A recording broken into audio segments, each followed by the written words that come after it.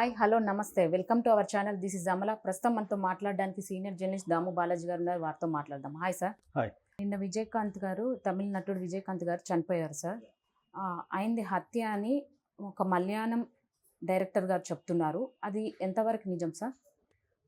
ఇది మామూలుగా conspiracy theories అంటారు వీటిని. ఏదన్నా ఒక సంఘటన జరిగినప్పుడు దాని వెనక ఏదో ఒక కుట్ర జరిగింది, కాన్స్పిరసీ జరిగింది అని చెప్పడం ప్రపంచవ్యాప్తంగా ఉంటాయి.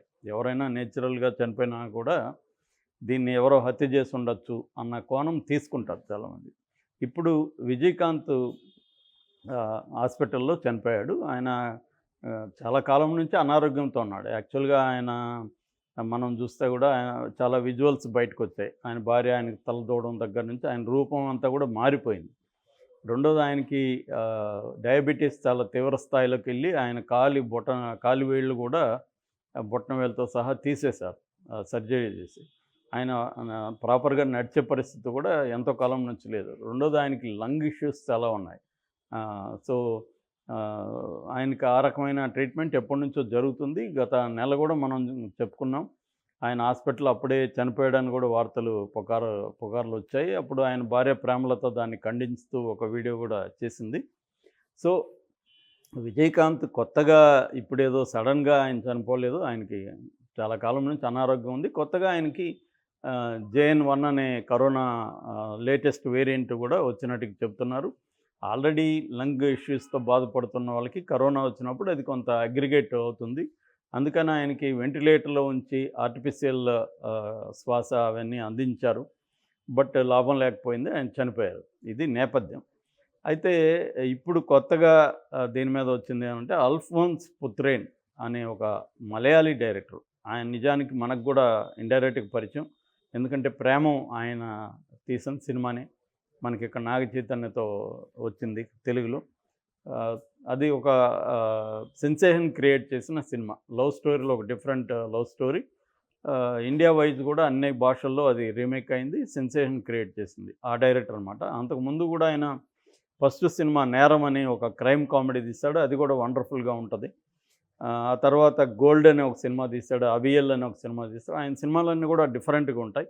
అట్లాగే ఆయన ప్రొడ్యూసర్ కూడా మంచి సినిమాలని మలయాళంలో ప్రొడ్యూస్ చేశాడు. మంచి డైరెక్టర్ నో డౌట్ ఆయన. ఆయన ఇప్పుడు ఒక ఇన్స్టా స్టోరీలో ఒక పోస్ట్ పెట్టాడు. అది ఉదయనిధి స్టాలిన్, మన తమిళనాడు ముఖ్యమంత్రి స్టాలిన్ కొడుకుని అడ్రస్ చేస్తూ పెట్టాడు. బ్రదర్ ఉదయనిధి స్టాలిన్, నేను రెడ్ జెయింట్ ఆఫీస్‌లో కూర్చొని మీతో ఒక మాట చెప్పాను. మిమ్మల్ని నువ్వు రాజకీయాల్లోకి వెళ్ళాలి అని నేను చెప్పాను. రాజకీయాల్లోకి వెళ్ళి కలైంజర్ అంటే కరుణానిధి, వీళ్ళ తాత, ఉదయనిధి వాళ్ళ తాత కరుణానిధిని కూడా హత్య చేశారు. ఆ హత్య చేసిన వాళ్ళని మీరు పట్టుకోవాలి అని నేను చెప్పాను. అట్లాగే జయలలిత, ఐరన్ లేడీ జయలలితను కూడా, అది కూడా హత్యే. దాన్ని మీరు ఫైండ్ అవుట్ చేయాలని చెప్పాను. అప్పట్లో మీరు నా 'నేరం' సినిమా చూసి ఇమ్మీడియట్‌గా 15 నిమిషాల్లో అప్పట్లో బెస్ట్ ఐఫోన్ని నాకు తెప్పించి ఇవ్వగలిగారు. ఇప్పుడు ఈ హత్యల్ని పట్టుకోవడానికి, హంతకులను పట్టుకోవడానికి మీకు అంతకంటే తక్కువ టైమే పడుతుంది మీరు అనుకుంటే మీరు పట్టుకోండి. పట్టుకోకపోతే 'భారతీయ 2' ఇండియన్ 2 సినిమాలో కమల్ హాసన్ని మిమ్మల్ని హత్య చేసే అవకాశం ఉంది. ఈవెన్ సీఎం స్టాలిన్ కూడా హత్య చేసే అవకాశం ఉంది మీరు కానీ పట్టుకోకపోతే అనేది ఆయన ప్రధానంగా చెప్పిన ట్వీట్. ఇది ఇప్పుడు వైరల్ అవుతుంది. ఎందుకంటే చాలామంది విజయకాంత్ అభిమానులు దీన్ని సీరియస్‌గా తీసుకొని ఆయన చెప్తున్నాడు ఎవరు హత్య చేసి ఉండొచ్చు విజయకాంత్‌ని, ఎందుకు హత్య చేసి ఉండొచ్చు, అది ఫైండ్ అవుట్ చేయాలి, స్టాలిన్ దీని మీద ఎంక్వైరీ వేయాలి అనే ఒక ఆందోళన మొదలైంది. బట్ ఆయన ట్వీట్‌లో కానీ లేకపోతే తర్వాత కానీ ఆయన ఎక్స్‌ప్లెయిన్ చేయలేదు. అంటే ఎవరి మీద అనుమానం ఉంది, ఆయన ముగ్గురిది హత్యలే అని చెప్తున్నాడు. కరుణానిధి హత్య అని చెప్తుంది. నిజానికి కరుణానిధి బాగా ఏజ్ అయిపోయి ఆయన చనిపోయారు. జయలలిత విషయంలో మాత్రం డౌట్లు అయితే ఉన్నాయి. ఎందుకంటే ఆమెకి హాస్పిటల్‌లో సుదీర్ఘకాలం ఉండడం, ఆమె మీద అనేక అనుమానాలు క్రియేట్ అయినాయి. ఎందుకంటే ఆ వీడియోలు అఫీషియల్‌గా బయట రాలేదు, అనఫీషియల్‌గా లీక్ అయినాయి. అందులో చాలా ఘోరంగా ఉంది. ఆ కండిషన్ ఎవరు చెప్పలేదు. సో, దాని మీద సీరియస్ అలిగేషన్లు అయితే జయలలిత మీద ఉన్నాయి. జయలలిత హత్య అని నమ్మేవాళ్ళు చాలామంది ఉన్నారు. అంటే స్లో డెత్లోకి ఆమెను తీసుకెళ్లారు ఆ బెడ్ మీద. ఆమెకి ఎవరు లేకుండా పోయారు ఆమె వైపు నుంచి అనేది ఒక వెర్షన్ అయితే నడుస్తుంది. అయితే ఈయన విషయంలో, విజయకాంత్ విషయంలో ఎవరు కూడా ఇప్పటివరకు ఏ రకమైన అనుమానం వ్యక్తం చేయలేదు. ఎందుకంటే ఆయనకి గత కొంతకాలం నుంచి ఆరోగ్యం బాలేదనే విషయం అందరికీ తెలుసు. బట్ సడన్‌గా ఈ అల్ఫోన్స్ పుత్రేని ఎందుకు ఇలా వచ్చి చెప్తున్నాడు? ఆయన దగ్గర ఉన్న ఆధారాలేంటి? అనేది ఇప్పుడు బయటికి రావాల్సింది. ఉదయనిధి స్టాలిన్ దీని పట్ల ఎలా రియాక్ట్ అవుతాడు? ఆయన్ని పిలిపించి ఇప్పుడు పోలీసులు ఏమైనా ఎంక్వైరీ చేస్తారా? అనేది చూడాలి. మామూలుగా ఇలాంటి ఆరోపణలు వచ్చినప్పుడు పోలీసులు పిలిపించి ఎంక్వైరీ చేస్తారు. అంటే మీ దగ్గర ఉన్న ఆధారాలేంటి? మీరు ఎందుకు ఆరోపిస్తున్నారు? అనేది అడుగుతారు. సో, ఆయన గాని ఆధారాలు లేకుండా ఆరోపిస్తే ఆయన మీద కూడా కేసు పెట్టే అవకాశాలున్నాయి. ఎందుకంటే ఇది ఒక సమాజంలో అశాంతిని క్రియేట్ చేస్తుంది. నీ దగ్గర తగిన ఆధారాలు లేకుండా అది హత్య అని ఎలా చెప్తాం? అనేది ఒక ప్రాబ్లమాటిక్ ఇది. మరి ఇతనైతే మంచి డైరెక్టరు. మరి అతను చెప్పాడంటే దాని వెనక ఏమన్నా కారణాలు ఉన్నాయా? ఉంటే ఎవరి మీద డౌటు? మామూలుగా అయితే ఆయనంతా చూసుకుని దగ్గరుండి ప్రేమలత అనే ఆయన వైఫు. ఆమె ఎప్పటినుంచో 90స్‌లో పెళ్ళయింది వాళ్ళకి. 1990లో పెళ్ళయింది. సో, అప్పటి నుంచి కూడా ఆయన్ని జాగ్రత్తగా కాపాడుకోవడం గానీ, పార్టీని చూసుకోవడం గానీ, ఆయన వాళ్ళ అమ్మ పేరుతో పెట్టిన ఆండాల్ ఇంజినీరింగ్ కాలేజీని చూసుకోవడం అన్నీ కూడా ఆమె చేస్తుంది. ఆమెకిప్పుడు ఈయన చంపాల్సిన అవసరం ఏ రకంగా లేదు. ఎందుకంటే ఆయన తర్వాత ఆమె ఇన్‌చార్జ్. వాళ్ళ కొడుకులు ఆల్రెడీ ఇద్దరున్నారు. వాళ్ళు కూడా యాక్టివ్‌గానే ఉన్నారు. ఒకతను సినిమాల్లో యాక్ట్ చేస్తున్నాడు. ఇంకొకతను వ్యాపారాలు చూసుకుంటున్నాడు. కాబట్టి ఆమెకి ఏ రకంగానూ చంపాల్సిన అవసరం లేదు. కాబట్టి మోటివ్ ఏమి లేదు. రెండోది ఆయనకి ఆరోగ్యం బాలేదు ఎప్పటినుంచో. కాబట్టి మామూలుగా చాలామంది చెప్పేదేంటంటే ఆయనది హత్య అని చెప్పలేము. ఇతనేమన్నా సెన్సేషన్ కోసం పబ్లిసిటీ కోసం చెప్తున్నాడా అన్న డౌట్లు కూడా ఉన్నాయి. చాలామంది ఏం చేస్తారంటే ఒక పెద్ద హత్య జరిగినప్పుడు అది పెద్ద సెలబ్రిటీస్ చనిపోయినప్పుడు, నేచురల్‌గా చనిపోయినా లేకపోతే ప్రమాదవశాత్తు చనిపోయినా అది హత్య అని చెప్పడం ద్వారా వీళ్ళు పాపులర్ అవుతారు.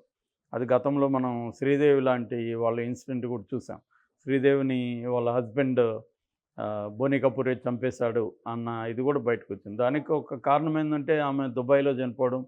అది కూడా బాత్ టబ్‌లో చనిపోవడం. బాత్ టబ్‌లో ఎవరైనా ఎలా చనిపోతారని ఎవరికీ తెలియకపోవడం. ఎందుకంటే ఇక్కడ బాత్ టబ్ కల్చర్ లేదు. సో, మనకి బాత్ టబ్ అంటే దాంట్లో ఎలా చనిపోతారని అనుకుంటాం. నిజానికి బాత్ టబ్బులు చాలా పెద్దవి ఉంటాయి. వాటిలో స్నానం చేసేవాళ్ళకి తెలుస్తుంది దాంట్లో చనిపోయే అవకాశం ఉందని. సో, కానీ అది జపాన్ లాంటి కంట్రీలో కూడా సంవత్సరానికి 8,000 నుంచి 10,000 మంది బాత్ టబ్బుల్లో చనిపోతున్నారు. ఆ డేటా మీరు చూడొచ్చు నెట్‌లో. కానీ కాన్స్పిరసీ థియరీలు ఇంట్రెస్టింగ్ ఉంటాయి ఎప్పుడైనా కూడా మనకి. అంటే సాధారణంగా యాక్సిడెంట్‌లో అలా బాత్ టబ్‌లో చనిపోయింది శ్రీదేవి అంటే ఎవరికీ నమ్మాలనిపించలేదు. ఎందుకంటే శ్రీదేవికి ఉన్న ఇమేజ్ గానీ అది వేరు. సో, అంత ఘోరంగా అలాగా ఎలా చనిపోయింది అనేది నమ్మాలనిపించలేదు. అందుకని ఒక కుట్ర థియరీని తీసుకొచ్చి ఆమె పేరుతో ఒక 200 కోట్ల ఇన్సూరెన్స్ ఉందని ఇవన్నీ చేశారు. సుప్రీం కోర్ట్‌లో అది ఈగిపోయింది. సో, అలాగా ఇతను ఇప్పుడేమన్నా చేస్తున్నాడా? ఎందుకంటే గత కొంతకాలంగా అతనికేమి హిట్ సినిమాలు లేవు. అందువల్ల పబ్లిసిటీ కోసం ఇలా చేస్తున్నాడా అనేది చాలామంది అంటున్నారు. ఏదేమైనా గతంలో డీఎంకేకి యాంటీగా విజయకాంత్ పనిచేశాడు జయలలితకి ప్రోగా. దానివల్ల వీళ్ళేమన్నా ఇలాంటి పుకారు క్రియేట్ చేస్తున్నారనేది కూడా చూడాలి. ఎందుకంటే ఇప్పుడు స్టాలిన్ గవర్నమెంట్ ఉంది. సో, ఒకవేళ వాళ్ళ ఇంట్లో వాళ్ళు ప్రేమలత కావచ్చు, ఇంకెవరైనా ఇంట్లో వాళ్ళు ఆయన హత్య చేయకపోతే ఇంకా ఎవరు చేసుండొచ్చు. ఈయనేమో స్టాలిన్ కొడుకుని చెప్తున్నాడు ఆయన్నే విచారించమని. మరి ఇప్పుడైతే ఖచ్చితంగా దానికి రియాక్ట్ అవ్వాల్సిన అవసరం ఉంది ఉదయనిధి స్టాలిన్. రియాక్ట్ అయ్యి తనని అడ్రస్ చేశాడు కాబట్టి తను ఏం సమాధానం చెప్తాడు? ఎంక్వైరీ దీని మీద ఏమైనా వేస్తారా అనేది మనం చూడాలి. ఏదేమైనా విజయకాంత్ నిన్న మనం బయోగ్రఫీ చెప్పుకున్నట్టుగా ఆయన ఖచ్చితంగా తమిళ కల్చర్‌లో, తమిళ సినిమా రంగంలో, తమిళ రాజకీయ రంగంలో ఒక ముద్ర వేసిన వ్యక్తి. ఎంజీఆర్ తర్వాత, జయలలిత తర్వాత ఆయన సినిమా రంగం నుంచి వచ్చి తను ఒక ముద్ర వేశాడు. ఆయన అధికారంలోకి రాకపోయిండొచ్చు కానీ ఆయన ఒక రకంగా గేమ్ చేంజర్‌గా కొన్ని చెప్పుకోవచ్చు. ఒకప్పుడు వాళ్ళకి 21 మంది ఎమ్మెల్యేలు కూడా ఉన్నాడు. ఫస్ట్‌లోనే ఆయన 27 లక్షల ఓట్లను సాధించగలిగారు. 10% ఓట్ షేర్ని ఆయన పార్టీ పొందింది. అలాగే రాజకీయాల్లో కూడా ఆయన ఇంపార్టెంట్ రోల్ ప్లే చేశారు. చిన్న చిన్న విభేదాలు వడివేలు లాంటి వాళ్ళతో ఉన్నప్పటికీ ఆయన లైఫ్ అంతా కూడా ప్రో పీపుల్ యాంగిల్లోనే నడిచింది. ఆయన సినిమాల్లో కూడా ఏదో ఒక మెసేజ్ చెప్పడం, ఆయన వ్యక్తిగతంగా కూడా కొన్ని వాల్యూస్ని ఫాలో కావడం, అంటే ప్రొడ్యూసర్లకి నష్టం వస్తే డబ్బులు ఇచ్చేయడం, అసలు ముందుగా ఆయన రెమ్యునరేషన్ తీసుకోకపోవడం, ఆ ప్రొడ్యూసర్కి లాభం వస్తేనే తీసుకోవడం. అలాగే తన మిత్రుడైన ఇబ్రహీం రావుతూర్ చిన్ననాటి మిత్రుడు ఆయన్ని ప్రొడ్యూసర్ని చేసి ఆయన ఆఫీస్లో కొత్త వాళ్ళని కొత్తగా హీరో కావాలి లేకపోతే యాక్టర్స్ కావాలని వచ్చిన వాళ్ళకి ఆశ్రయం ఇవ్వడం, వాళ్ళకి ఛాన్సులు ఇవ్వడం, ఇలాంటి అనేక వాల్యూస్ని ఆయన ఫాలో చేశాడు. రెండోది నల్లగా ఉన్న వాళ్ళు హీరోలు కావరు అని నిరూపించడానికి రజనీకాంత్ ఈయన ఒక కాలంలో అనేక మంది నల్లగా ఉన్న వాళ్ళకి కాన్ఫిడెన్స్ లెవెల్స్ని విపరీతంగా పెంచగలిగారు వాళ్ళ దీంతో. ఆ రకంగా ఆయన చనిపోవడం అనేది బాధాకరం. బట్ ఆయనది హత్య కాదనేది ఇప్పుడు గవర్నమెంట్ తేల్చాలి. అంటే సార్ ఇప్పుడు విజయకాంత్ గారు అన్హెల్తీగా ఉన్నప్పుడు చనిపోయారని మనకు తెలుస్తుంది. అవును. దాన్ని ఇప్పుడు రీసెంట్గా హత్య చేసి ఉండొచ్చు అని చెప్తున్నారు. దానికి ఇప్పుడు స్టాలిన్ అనే వ్యక్తిపై అనుమానం ఉందని చెప్తున్నారు. ఇది రాజకీయాల పరంగా జరిగి ఉండొచ్చా లేక ఆస్తి పరంగా ఏమైనా చేసి ఉండొచ్చా? అంటే స్టాలిన్ మీద అనుమానం చెప్పలేదండి. స్టాలిన్ని విచారించమని ఇతను చెప్పాడు, ఉదయనిధి స్టాలిన్ని. ఒకవేళ మీరు కానీ ఈ హంతకులను వదిలేస్తే మిమ్మల్ని చంపొచ్చు, మీ నాన్నని చంపొచ్చు, కమల్ హాసన్ కూడా చంపొచ్చు అని కూడా అంటున్నాడు. మరి ఇవి కామన్గా వీళ్ళందరినీ ఒకరే చంపుతున్నారు అన్నట్టుగా అతను చెప్తున్నాడు. ఇది ఒక థ్రిల్లర్ సినిమా లాగా ఉంది అతను చెప్పేది. కానీ దానికి ఆధారాలు అతను అలా అనుకోవడానికి అతని దగ్గర ఉన్న ఆధారాలు ఏంటనేది అతను బయట పెట్టాల్సి ఉంది. కాబట్టి నేను అనుకోవడం ఫస్ట్ గవర్నమెంట్ చేయాల్సిన పని ఆ డైరెక్టర్ని పిలిచి, బాబు నీ దగ్గర ఏం ఆధారాలు ఉన్నాయి, ఇంత పెద్ద ఆరోపణలు చేస్తున్నావు, నువ్వు వరుసగా చనిపోయిన వాళ్ళందరూ హంతకులని ఇంకా చంపబోతున్నారని చెప్తున్నావు, ఎవరు వాళ్ళ మోటివ్ ఏంటి, అవన్నీ నీ దగ్గర ఉన్న డీటెయిల్స్ ఇవ్వమని చెప్తారు. అతను ఏవీ లేవు నేను ఊహించి చెప్పానంటే మాత్రం అతని మీద కూడా కేసు పెట్టే అవకాశం ఉంది. Okay sir, thank you sir. Thank you.